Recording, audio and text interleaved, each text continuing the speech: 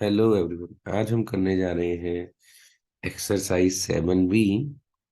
और क्लास कौन सी है? हमारी क्लास है सिक्स्थ।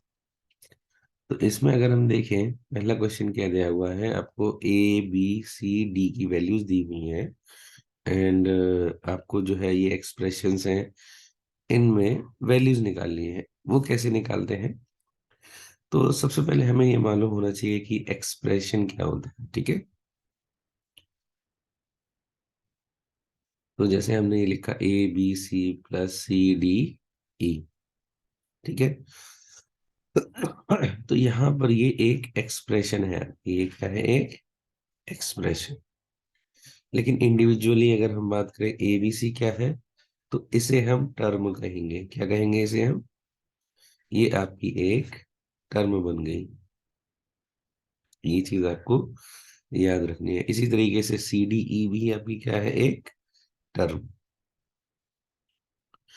ठीक है, तो ये दो चीजें आपको मालूम होनी चाहिए। तो अगर ये चीज पता होगी तो आप क्वेश्चन आसानी से सॉल्व कर लेंगे। तो जैसे यहाँ A = 0, B = 1, C = 2 और D = -1 दिया हुआ है। तो बस जहां जहां आपको A दिख रहा है, जैसे पहली एक्सप्रेशन की बात करें, हमारा ABC है। तो जैसे यहाँ दिया हुआ A = 0, तो जहां पर भी आपको A दिख जाए किसी भी एक्सप्रेशन में, उस जगह पर आपको A की वैल्यू 0 रखनी है। जैसे यहाँ ABC है, सो इसका क्या मतलब है? A × B × C। अब A की जगह आप 0 रखिए, तो बाकी भी 0 ही हो जाएगा, क्योंकि आप 0 का किसी भी नंबर के साथ, किसी भी चीज के साथ, किसी वेरिएबल के साथ भी आप मल्टीप्लाई करेंगे तो आंसर 0 ही आने वाला है। तो इस तरीके से आपका A का आंसर 0 आ गया। अब हम बात करते हैं बी पार्ट की। तो बी पार्ट में A + B दिया हुआ है। A एक अलग टर्म है, बीच में प्लस है, और B दूसरी टर्म है। चलिए वैल्यूज रखते हैं। A की जगह हमने 0 रखा, 0। B की जगह हम क्या रखेंगे? B की वैल्यू B = 1 है, तो यहाँ 1 रख दिया। तो अब 0 + 1 करेंगे तो 1 ही आंसर आएगा। सो इस तरीके से B का आंसर आपका 1 आ गया है। C की बात करते हैं। C लिखा है 4D। जब दो नंबर, एक वेरिएबल और एक कांस्टेंट आपका इस तरीके से लिखा होता है, तो इसका मतलब होता है इनके बीच में मल्टीप्लिकेशन का साइन है। ठीक है, तो 4D का वैल्यू देखो कितना दिया हुआ है? -1। तो हमेशा याद रखें, जब भी कोई माइनस की वैल्यू हो तो आपको ब्रैकेट यूज करना है। अगर आप ब्रैकेट यूज नहीं करेंगे तो मैथमेटिकली वो रॉन्ग हो जाएगा। क्योंकि अगर आप सपोज यहाँ पर ब्रैकेट ना यूज करते तो क्या लिखा होता? -1। तो ये कोई वैलिड मैथमेटिकल एक्सप्रेशन नहीं है, ये लिखने का तरीका गलत है। आपको सही तरीका क्या है? आपको ब्रैकेट यूज करना है। ठीक है, तो 4 × 1 करेंगे तो 4। अब यहाँ एक माइनस है, तो समझ लो जब भी ऑड नंबर ऑफ माइनस होंगे किसी भी मल्टीप्लिकेशन में, तो आपका साइन हमेशा माइनस आएगा। ठीक है, चलो अब बात कर लेते हैं डी पार्ट की। तो डी पार्ट में हमारा दिया हुआ है A³ A³ दिया हुआ है। तो A³ की बात करें तो A³ हम इस तरीके से लिखते हैं A × A तो 0 रखो। अब बाकी A की वैल्यू रखने की जरूरत ही नहीं है, क्योंकि 0 आप किसी भी नंबर से मल्टीप्लाई करें तो 0 ही आंसर आने वाला है। अब हम बात करते हैं E की, जहां लिखा हुआ है D³। तो बस इसको भी हम ऐसे लिख सकते हैं D × D × D। एंड यहाँ -1 रखेंगे हम, यहाँ भी -1 रखेंगे, और यहाँ भी माइनस। मैंने बता रखा है जब भी आपके odd number of minus sign होंगे तो आपका आंसर में माइनस साइन आएगा, और 1 × 1 करेंगे तो वो आंसर आपका 1 ही आएगा। लेकिन याद रखो, अगर यहाँ D⁴ होता, क्योंकि अब ये इवन नंबर्स आ गए। कितने आ गए? इवन नंबर बार रिपीट मल्टीप्लिकेशन हो रहा है माइनस का, तो आंसर आपका प्लस में आता है, अगर पावर आपकी इवन होती तो। चलो एफ पार्ट कर लेते हैं। एफ पार्ट में लिखा हुआ है B/C का स्क्वायर। B कितना है आपका? 1। C कितना है? 2। स्क्वायर करो। तो स्क्वायर को हम कैसे लिखते हैं, सेम नंबर को जितनी उतनी ही बार मल्टीप्लाई करना होता है जितनी उसकी पावर दी है। तो यहाँ 2 दिया था तो हमने इस नंबर को ही 2 बार मल्टीप्लाई किया। तो 1 इंटू 1 तो 1 आएगा, 2 इंटू 2 आपका 4 आ जाएगा। चलिए जी पार्ट करते हैं। जी पार्ट में लिखा है C plus D upon B. C की वैल्यू कितनी दी है आपको 2, डी की वैल्यू दी है -1, बी की वैल्यू कितनी है आपकी 1। तो आपका आंसर 1 आ जाएगा। चलिए अब बात कर लेते हैं एच पार्ट की। तो एच पार्ट में अगर हम देखें आपको क्या दिया हुआ है, एच पार्ट में आपको दिया है 2ac अपॉन बी। ए की वैल्यू कितनी दी है आपको 0। तो यानी कि मैंने क्या कहा, 0 किसी के साथ मल्टीप्लाई में हो तो उसका आंसर 0 ही रहेगा। अब एक चीज याद रखें, अगर 0 डिवाइड में होगा तो वो अनडिफाइंड हो जाएगा, या फिर उसको हम कहेंगे इनफाइनाइट। अगर 0 आपका डिवाइड में होता है तब उसकी वैल्यू इनफाइनाइट हो जाएगी।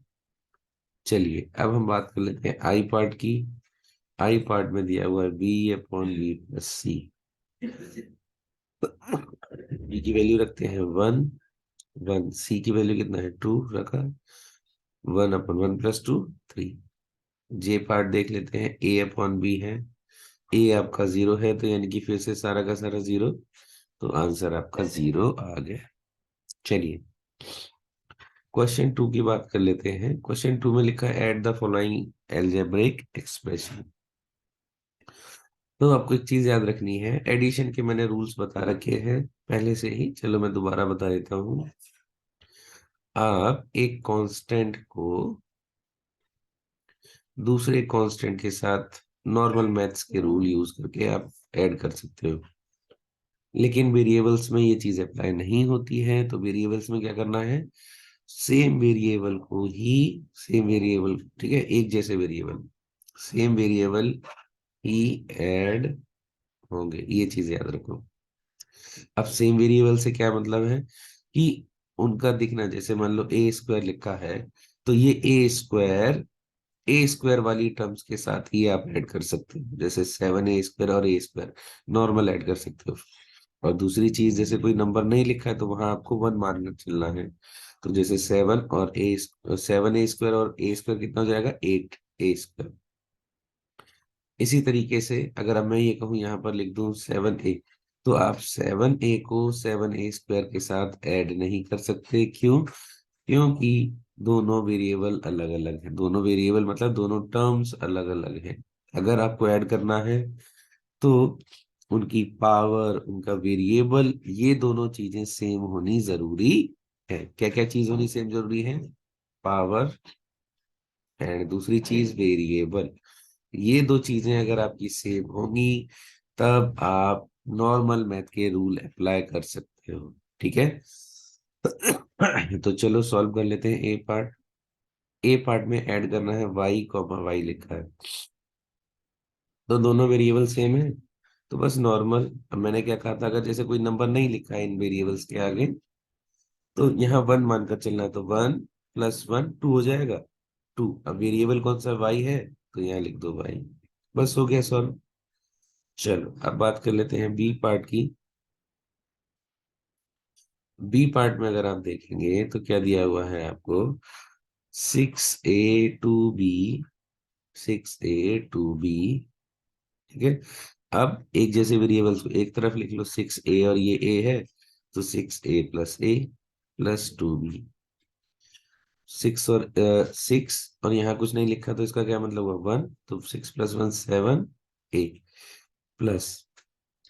अब जैसे मान लो दूसरा वेरिएबल आ जाता है, ठीक है, ये बी अलग है ए अलग है, अब क्या करना है, करना कुछ नहीं है, ऐसे ही छोड़ दो, भगवान के भरोसे, है ना, राम भरोसे छोड़ दो, क्योंकि इनका कुछ हो नहीं सकता है। तो यही आपका आंसर आ जाएगा। चलिए अब बात कर लेते हैं सी पार्ट की। सी पार्ट में दिया हुआ है आपका 3a, 2, a, 6। तो लिख लो, एक जैसी चीजों को एक साथ रखो, +2 + 6, 3 + 1 4, 6 + 2 8, ये आपका आंसर आ गया। अब बात करते हैं डी पार्ट की। डी पार्ट में आपको लिखा है 2c। अब मैं डायरेक्ट ऐड का साइन लगा रहा हूँ, -2c प्लस, तो एक जैसी चीजों को एक साथ रखो। तो 2c - 2c plus 3d plus D. तो ये तो दोनों अपोजिट टर्म्स है, तो इसका -2 + 2 0 हो गया, 3 + 1 4, तो 4d आपका आंसर आ गया। चलिए अब बात कर लेते हैं ई पार्ट की। यह लिखा है 8f(g) plus 9f plus 2g plus 3f(g). तो फिर से वही चीज करनी है। एक जैसे वेरिएबल्स को एक साथ रखना है, जैसे ये fg है और यहाँ भी fg है। ठीक है, तो दो एक साथ लिख लो, 8fg plus 3fg plus 9f plus 2g। तो 8 और 3 11 प्लस 9f प्लस 2g। अब इनका कुछ हो ही नहीं सकता, क्योंकि ये तीनों अलग अलग टीमें हो गई, एक तरीके से अलग अलग वेरिएबल हो गए। तो जब इनका कुछ हो नहीं सकता तो इनको ऐसे ही छोड़ देना बेहतर रहता है। ठीक है, चलिए अब हम बात करते हैं एफ पार्ट की। मैं जस्ट ये एज्यूम करके चल रहा हूँ, यहाँ -2e लिखा हुआ है, क्योंकि मेरे पास प्रॉपर क्वेश्चन लिखा हुआ नहीं है, तो मैं बस मान के चल रहा हूँ। एंड जिसके पास लिखा हो वो कमेंट करके बता सकता है। ठीक है, तो चलिए सॉल्व करते हैं। तो माइनस प्लस आपका माइनस होता है, और साइन किसका लगता है, जो बड़ा वेरिएबल है। जैसे यहाँ पर बड़ा वैल्यू 4 का है, तो 4 - 2 2, अब 2e3। यहाँ इनका कुछ हो नहीं सकता, क्योंकि ये दोनों अलग अलग टीमें हो गई। तो बस खत्म काम। जी पार्ट, यह लिखा है 6wz -3 - 4wz। चलो, तो एक जैसी टीम को अलग रखो, -4wz -3। तो सॉल्व करोगे तो 2 आ जाएगा। तो ये आंसर हो गया फाइनल। चलो एच पार्ट की बात करते हैं। तो एच पार्ट में अगर हम देखें 6w और फिर माइनस साइन लगा है, तो 3w plus 4z plus 2w। तो एक साइड कर लो w वालों को, प्लस 2w प्लस 4z। तो इसको अगर आप सॉल्व करेंगे तो क्या होगा, 6 - 3 3, 3 + 2 5, 5w प्लस 4z। अब इसके आगे सॉल्व नहीं होगा, क्यों, क्योंकि यहाँ पर अलग अलग वेरिएबल्स या अलग अलग टीमें आ गई हैं आपकी। ठीक है, चलिए आई पार्ट की बात करते हैं। तो आई पार्ट में आपका दिया है 2d प्लस 8d। यहाँ साइन माइनस का है, सो मैं साइन के साथ ही लगा रहा हूँ values. 2d -8d -3d plus 1। Solve करो तो 8 और 3 11, क्योंकि दोनों माइनस माइनस प्लस ही होते हैं। तो 2d -11d प्लस 7।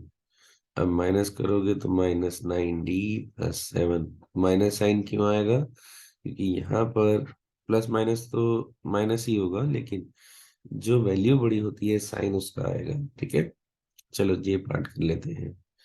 जे में लिखा है 3s³ plus 2s² plus s² plus 5s। s³ को ऐसा ही रखना पड़ेगा, क्योंकि इसका कोई भी जोड़ीदार नहीं है यहाँ पर, लेकिन इन दोनों का तो है। ये दोनों एक जैसे वेरिएबल हैं, पावर भी सेम है। तो क्या हो गया, 2 + 1 3 प्लस 5s बस। अब क्योंकि ये तीनों अलग अलग टीमें हैं, तो इनका कुछ नहीं हो सकता, इनको यहीं हमें छोड़ना पड़ जाएगा। चलिए अब हम बात कर लेते हैं एच पार्ट की। एच पार्ट में लिखा है 4rs -5r -4rs plus 5r। तो अगर आप देखें 5 -5r plus 5r 0, 4rs -4rs 0, तो आंसर 0 आ गया। एल पार्ट कर लेते हैं। तो 7 -5v plus 2v plus 3v। Solve करो। 7 माइनस, अगर हम इन दोनों को ऐड करेंगे तो 5v आएगा, प्लस -5v, तो ये दोनों तो 0 हो गए, बचा 7। ये आपका आंसर हो जाएगा। चलिए अब चल लेते हैं क्वेश्चन नंबर 3 की।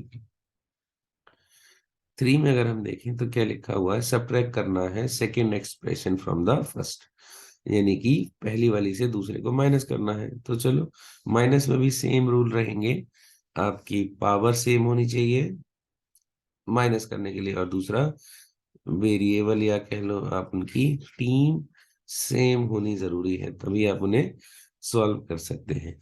तो चलिए सॉल्व करते हैं। पहला a माइनस ए, 1 जब कुछ नहीं लिखा है तो 1 है, तो 1 - 1 0। बी की बात करते हैं, 2a - 6a, तो प्लस माइनस माइनस होता है, तो करो कितना आएगा, -4a। ठीक है, 6 - 2 = 4। अब साइन किसका आएगा, जो बड़ी वैल्यू है। सी की बात करें, -9ab -11ab, तो अब माइनस माइनस प्लस होगा, 9 और 11 कितना होगा, 20। वेरिएबल सेम है। 20ab आ जाएगा आपको, कितना, 20ab। साइन किसका आएगा, माइनस का। चलो ये हो गया। अब बात कर लेते हैं अगले पार्ट में, डी पार्ट की। डी पार्ट दिया है 2cde -3cde, तो वेरिएबल हाँ सेम है। अब माइनस करो तो 1 आएगा, लेकिन साइन किसका आएगा, माइनस का, क्योंकि 3 बड़ा है, तो -cde। अब ई पार्ट कर लो। ई पार्ट में क्या है, a - 5। अब इनका कुछ नहीं हो सकता, क्यों, क्योंकि ये अलग है, ये अलग है, दोनों अलग अलग हैं। तो जब अलग अलग हो तो कुछ भी नहीं हो सकता है। ठीक है, चलिए क्वेश्चन 4 कर लेते हैं जल्दी से। क्वेश्चन 4 की बात करते हैं तो मल्टीप्लिकेशन में थोड़ा सा अलग है। जैसे जब भी आपका, जैसे मान लेते हैं हम 7 × 7 है, तो नॉर्मल करते हैं, क्या करते हैं, 7 × 7 49 हो जाएगा। और अगर हम बात करें 3 × 4, आपका 12 हो जाएगा। ठीक है, ये बेसिक से रूल्स आपको फॉलो करने होते हैं। नॉर्मल नंबर में आप आसानी से कर सकते हैं, लेकिन वेरिएबल के केस में थोड़ा सा प्रॉब्लम होता है। वो कैसे, मैं बता देता हूँ। जैसे 7 × a लिखा है, मल्टीप्लाई में है, तो करना कुछ नहीं है, 7a लिख दो, यही आपका आंसर हो जाएगा। ठीक है, अब मान लेते हैं a × b लिखा है, तो कुछ नहीं, बस ऐसे ही लिख दो, यही इसका मल्टीप्लिकेशन है। पर जब a × a, अब यहाँ देखो सेम वेरिएबल है, तो जब भी वेरिएबल सेम होते हैं तो इनकी पावर्स ऐड हो जाती है। यहाँ पावर 1 + 1, तो क्या हो जाएगा, 1 + 1 हो जाएगा आपका a⁻²। ये चीज आपको याद रखनी है बस, किसमें, जब सेम वेरिएबल है। अब जैसे मान लो लिखा a² × a³, तो क्या करना है, क्योंकि यहाँ देखो ये वेरिएबल तो सेम ही है, तो क्या करोगे, 2 + 3, यानी कि बेस हमारा सेम है, तो 2 + 3 5 हो जाएगा, a⁻5। ये होगा सिर्फ मल्टीप्लिकेशन के केस में। ये रूल्स थोड़े से आपको फॉलो करने हैं। किसके केस में, मल्टीप्लिकेशन के केसेस में ये रूल्स आपको फॉलो करने हैं। तो चलिए सॉल्व कर लेते हैं। मल्टीप्लाई, तो 7 × ab, मैंने क्या कहा, जब अलग अलग टीमें हैं देखो, तो ऐसे ही लिख दो, वही वही आंसर आ जाएगा। बी पार्ट, 3 × a × b², कुछ नहीं करना है, ऐसे ही लिख दो, यही आपका आंसर आ जाएगा। C part, 13a² - a, multiply में है ये। अब देखो इनका बेस सेम है, ए है दोनों में, तो बस इनकी पावर्स ऐड कर दो। अब क्योंकि ऑड वन माइनस साइन है, तो माइनस आ गया, 13 का 13 ऐसा ही, a⁻² + 1 कितना हो जाएगा, -13a³। ठीक है, चलिए अब हम बात कर लेते हैं किसकी, आपके डी पार्ट की। तो डी पार्ट में देखो कितना लिखा है, e × 9e², सॉल्व करो। 9 नंबर ऐसे कि और कुछ उसके जैसा है नहीं, तो e2 + 1, तो कितना हो जाएगा, 9e³। ई पार्ट, ST × ST। अब यहाँ अगर हम देखें तो दोनों ही सेम है, ST है, तो इनकी पावर्स ऐड कर दो, क्या हो जाएगा, ST 1 + 1 = ST²। और अगर और सॉल्व करते हो तो s की पावर 2 t की पावर 2। चलिए एफ पार्ट की बात कर लेते हैं। एफ पार्ट में लिखा है -6a मल्टीप्लाइड बाई बी। तो लिख दो ऐसे ही, क्योंकि इसमें कुछ हो नहीं सकता इस केस में। डी पार्ट की बात करते हैं, -11c मल्टीप्लाइड बाई -6ed। अब यहाँ देखो 11 है और ये 6 है, दोनों नंबर्स है, तो दोनों नंबर्स को आप मल्टीप्लाई कर सकते हो। और माइनस दो बार रिपीट हो रहा है मतलब इवन है, तो प्लस आ जाएगा। 11 इंटू 6 66। अब सी के देखो यहाँ भी सी है, तो सी की 1+1 पावर साइड हो जाएगी, क्योंकि दोनों बेस सेम है यहाँ देखो। और डी ऐसा का ऐसा ही, कितना हो जाएगा 66 सी स्क्वायर डी। ये हो गई जी की बात। अब बात कर लेते हैं हम किसकी, आपके एच की। एच में लिखा हुआ है आपका 7/15 मल्टीप्लाइड बाई ए स्क्वायर। तो 7/15 a स्क्वायर आंसर हो गया, कुछ नहीं करना है इसमें। आई में 15a into 2a/5 into a/2। ए तो 3 हो गए, तो 3 हो गया, बस पावर चढ़ा दो। 5 से 5 कट गया, डिवाइड बाई 2 आंसर बच गया बस। चलो अब क्वेश्चन 5 कर लेते हैं। क्वेश्चन 5 में ए की वैल्यू दी है, कैपिटल बी की वैल्यू दी है और सी। आपको बस यहाँ इन एक्सप्रेशंस को सॉल्व करना है। तो पहला क्या दिया हुआ है, ए प्लस सी। ए कितना है आपका -7 है, सी कितना है 8 है। तो 8 -7 करोगे 1 ही आएगा, यानी कि ए आपका आंसर। बी, ए प्लस बी निकालना है। ए आपको पता है -7a है, बी कितना है 5। अब क्योंकि ये दोनों तो अलग अलग ही है ना, तो इनका कुछ नहीं हो सकता, यही आपका आंसर है। ए बी मल्टीप्लाई करना है, तो -7a मल्टीप्लाइड बाई 5। तो सात, क्योंकि ये दोनों नंबर्स तो मल्टीप्लाई हो जाएंगे नॉर्मली। 7 5 से 35, तो -35 ये आंसर आ गया। ठीक है। अब रही बात डी पार्ट। डी पार्ट में अगर हम देखें, बी इंटू सी है, तो बी कितना है आपका 5, सी कितना है 8a। 8×1 = 40 ए, ये आपका आंसर आ गया। चलो अब ई पार्ट कर लेते हैं हम।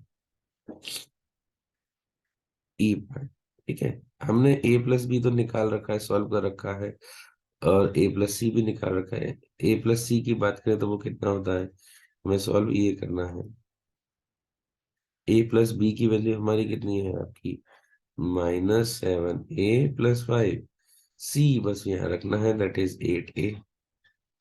तो 8 - 7 कितना जाएगा आपका, ए प्लस 5, बस ये आपका आंसर आ गया। क्योंकि अब ये दोनों अलग अलग हो गए, तो इसके आगे इसको सॉल्व नहीं किया जा सकता है। चलिए अब हम बात कर लेते हैं अगले क्वेश्चन की।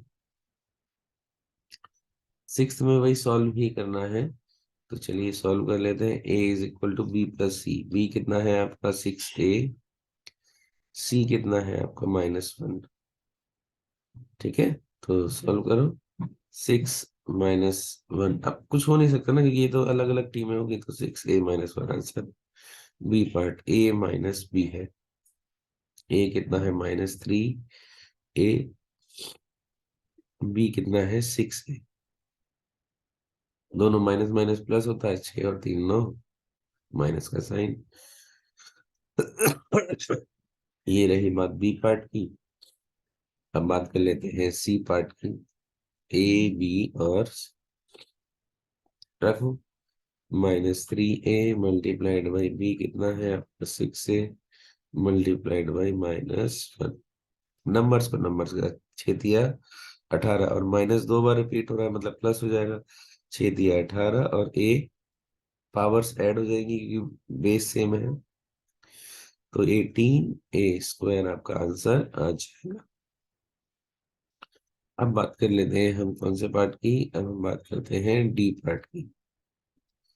डी में क्या लिखा है, ए और सी। ए और सी का मल्टीप्लाई करना है। ए कितना है -3a मल्टीप्लाइड बाई सी कितना है -1। माइनस दो बार रिपीट मतलब प्लस, और 3 × a आपका आंसर हो गया खत्म। चलिए अब हम बात कर लेते हैं ई पार्ट की, ए प्लस बी प्लस ए प्लस बी माइनस सी। ए कितना है -3 है, बी कितना है 6 है, और माइनस ये माइनस